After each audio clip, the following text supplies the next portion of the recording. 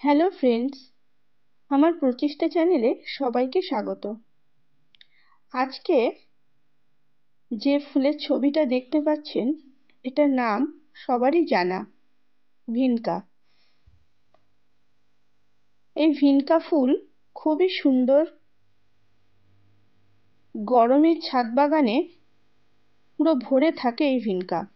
বর্ষায় এই ভিনকা গাছে একটু ফাঙ্গাস লেগে যায়। সেই সময়ে যদি বর্ষার জল থেকে বাঁচানো যায়, তবে সারা বছরই এই ভিনকা ফুল হয়।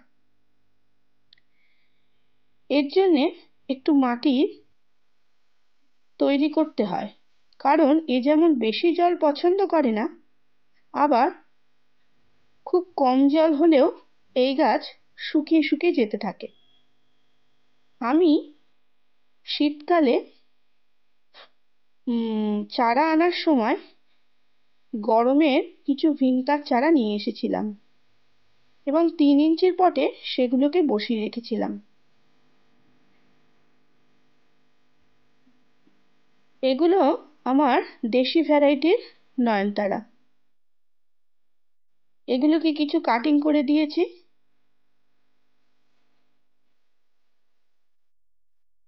দেখছেন ছোট ছোট এতে নতুন পাতা হয়েছে। মাটিটাও দেখুন, একদম খুব সফট মাটি, ঝুরঝুরে সফট মাটি। আর এটা হচ্ছে আমার ওই শীতকালে আনা ভিনকার চারা, যেটা আমি 3 ইঞ্চির পটে রেখেছিলাম। এখন রিপোর্ট করব, 5 ইঞ্চির পটে রিপোর্ট করে দেব। এই ভিনকা প্রচন্ড রোদে খুব সুন্দর ফোটে। এর শিকড়গুলো দেখুন কি সুন্দর বেরিয়েছে। এই ভিনকা গাছ খুব সফট মাটিতে ভালো হয়। তাই আমি যে মাটি প্রস্তুত করেছি তার মধ্যে ভার্মি কম্পোস্ট, কোকোপিট এবং কিচেন কম্পোস্ট আর সামান্য বালি আগে থেকে এই যে 3 ইঞ্চির পটে চারাগুলো ছিল তাতে মেশানো ছিল, তাই এখন আর বালি নিইনি। আর সামান্য পরিমাণ হাড় গুঁড়ো, শিংকুচি এবং খোল গুঁড়ো এর সঙ্গে অ্যাড করে দিয়েছি। দিয়ে মাটিটা খুব সুন্দর করে মিশিয়ে নিয়ে এই 5 ইঞ্চির পটগুলোতে আমি এখন রিপোর্ট করব। পট দুটোর তলায় দুটো ছিদ্র করে নিয়েছি, যাতে গাছের ড্রেনেজ সিস্টেমটা খুব ভালো হয়। এতে অল্প এই মাটিতে কোকোপিট মেশানো আছে, আর একটু ফাঙ্গিসাইডও দেওয়া আছে যাতে কোনো ফাঙ্গাস না লাগে। আর সাদা সাদা যে অংশগুলো দেখতে পাচ্ছেন, ওগুলো হচ্ছে ডিমের খোসার কিছু অংশ। আমি অল্প কিছু চায়ের শিটে আর ডিমের খোসা রেখে দিয়েছিলাম আমার গোলাপ এবং জবা গাছে দেব, কিন্তু আজকে যখন এই গাছটা রিপোর্ট করব বলে ভেবেছি, তখন তাতে মিশিয়ে দিয়েছি। এতে কোনো সমস্যা হবে না, বরং ভালোই হবে। মাটিগুলো খুব সফট, যাতে শিকড়গুলো খুব ভালোভাবে মাটির মধ্যে প্রবেশ করতে পারে। আমি বেশিরভাগ সময় মাটি, বালি, ভার্মি কম্পোস্ট আর কোকোপিট দিয়ে মাটি তৈরি করি।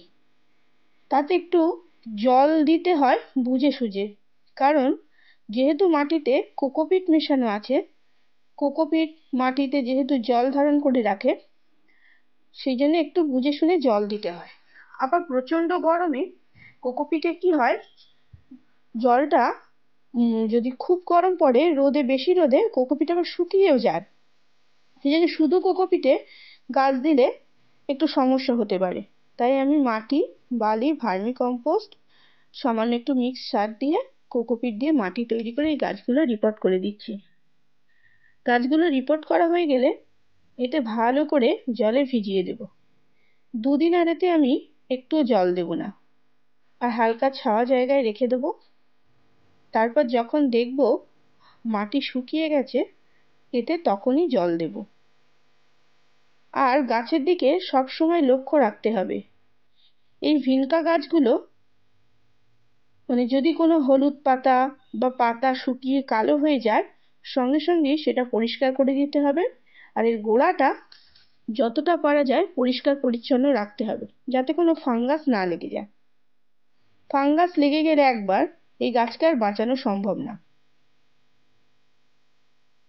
তখন ধীরে ধীরে ডালগুলো শুকিয়ে আসতে থাকবে। আর এগুলো হচ্ছে দেশি ভ্যারাইটির ভিনগা।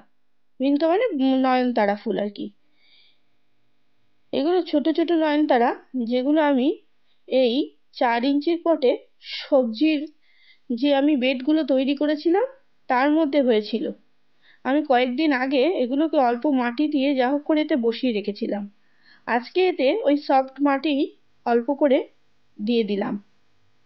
এগুলো একটু বড় হলে আপনাদের সঙ্গে শেয়ার করব গাছগুলো কেমন দেখতে হয়। তাহলে আমার শীতের বাগান শেষ হওয়ার আগেই ধীরে ধীরে কিছু গরমের গাছ লাগানোর কাজ শুরু করে দিলাম। আপনারাও পারলে তাই করুন। নয়নতারা ফুল গাছ গরমের খুব সহজলভ্য একটা ফুল।